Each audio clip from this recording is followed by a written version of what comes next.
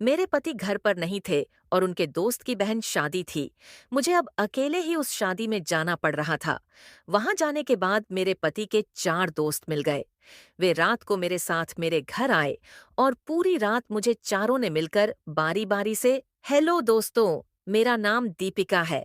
मेरी शादी हो चुकी है और मेरे पति अर्पित वह बिजनेस करते हैं। वह व्यापार के सिलसिले में घर से शहर आते जाते रहते हैं। एक बार ऐसे ही उनको 1 हफ्ते के लिए बाहर जाना पड़ा। किसी मीटिंग में उसी दिन हमारे पास अमरावती शहर में होने वाली एक शादी का निमंत्रण आया हुआ था।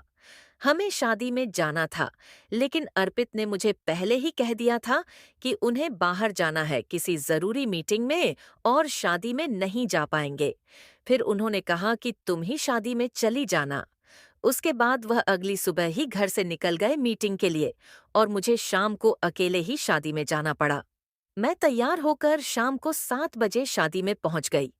उस रात मैंने ब्लैक साड़ी और ब्लैक ब्लाउज पहन रखी थी। ब्लाउज बैकलेस था और सामने डीप कट था, जिससे मेरी वेज कुछ ज्यादा ही दिख रही थी, जिसके कारण मैं एक कोने में जाकर खड़ी हो गई। लेकिन फिर भी आते जाते लोग मुझे अजीब नजरों से देख रहे थे। लेकिन मुझे उन लोगों पर गुस्सा नहीं आ रहा था, बल्कि उन लोगों को मुझे ऐसे देखना अच्छा लग रहा था। और मैं इतनी तैयार होकर भी इसीलिए गई थी ताकि लोग मेरी खूबसूरती को देखकर मेरे दीवाने हो जाएं। शादी में मुझे मेरी पहचान की कोई भी लेडी नहीं दिख रही थी, इसीलिए मैं एक कोने में अकेली चुपचाप खड़ी थी।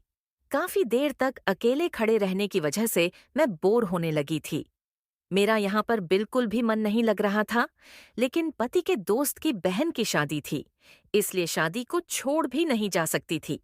तभी अचानक मेरे पति के एक दोस्त विक्रम ने मुझे अकेले खड़े देखकर मेरे पास आ गए और बोले, भाभी, आपके साथ भैया नहीं आए हैं क्या? नजर नहीं आ रहे हैं। उसके बाद मैंने कहा, उन्हें काम के सिलसिले में शहर जाना पड़ा और यहाँ आना भी जरूरी था, इसलिए मुझे शादी में भेज दिया और मैं अकेली ही आई हूँ। शादी में उसके बाद विक्रम बोला, से कोई बात नहीं भाभी जी, मैं हूं ना आपके साथ। चलो हम कहीं बैठकर बात करते हैं। फिर हम कुर्सी पर जाकर बैठ गए और बातें करने लगे। विक्रम को देखकर उसके 3 अन्य दोस्त अमित और राहुल विकास भी हमारे पास आ गए। इन तीनों को भी मैं जानती थी। विक्रम तो हमेशा हमारे घर आता जाता रहता था, लेकिन अमित, राहुल और विकास 3-4 बार ही हमारे घर आए थे। हम पांचों वहीं बैठकर बातें करने लगे। हमें फिर शादी की पार्टी से ज्यादा मतलब नहीं रहा। बातों ही बातों में ही अमित ने कहा, यार यहाँ कुछ मजा नहीं आ रहा है। इससे अच्छा है कि हम कहीं और चलकर अपनी ही पार्टी कर लें। उसके बाद फिर विक्रम बोला, तू भाभी के घर की बात तो नहीं कर रहा है? फिर अमित बोला, हाँ सही समझा तूने, भाभी भी यहाँ बोर हो रही होंगी। उसने मेरी ओर देखते हुए पूछा। फिर मैंने भी कह दिया, हाँ मैं तो बहुत टाइम से अकेली खड़ी होकर बोर हो रही थी। आप लोग आए तो थोड़ा अच्छा लग रहा है। फिर राहुल भी बोला, तो फिर हम घर जाकर ही एंजॉय करते हैं। उन चारों के कहने पर मैंने घड़ी में टाइम देखा तो रात के 12 बज रहे थे। फिर सभी ने वहां से हमारे घर चलने का प्लान बना लिया था। फिर मैं भी उनके साथ गाड़ी में बैठकर अपने घर आ गई। मैं आगे बैठी थी और विक्रम गाड़ी चला रहा था। उसकी नजर बार बार मेरी वेज पर ही जा रही थी, जो मैं जानती थी, क्योंकि वह घर में भी मुझे ताड़ता रहता था। यहाँ तक कि अमित और राहुल विकास भी शादी में मेरी वेज में ही झांक रहे थे। थोड़ी देर में हम लोग घर पहुंच गए। अंदर कमरे में आकर वो लोग हॉल में बैठे और मैं सबके लिए बोतल निकाल लाई। अर्पित घर में हर वक्त बोतल रखते थे। मैं किचन से गिलास और चखना भी ले आई। मैं 4 गिलास लाई तो वे बोले, भाभी, आप नहीं पिएगी तो मजा ही नहीं आएगा। मैं मना करते हुए बोली, नहीं मुझे नहीं पीना है। तो वे लोग बोले, ऐसे अच्छा नहीं लगेगा। भाभी, आपको भी पार्टी में हमारा साथ देना पड़ेगा।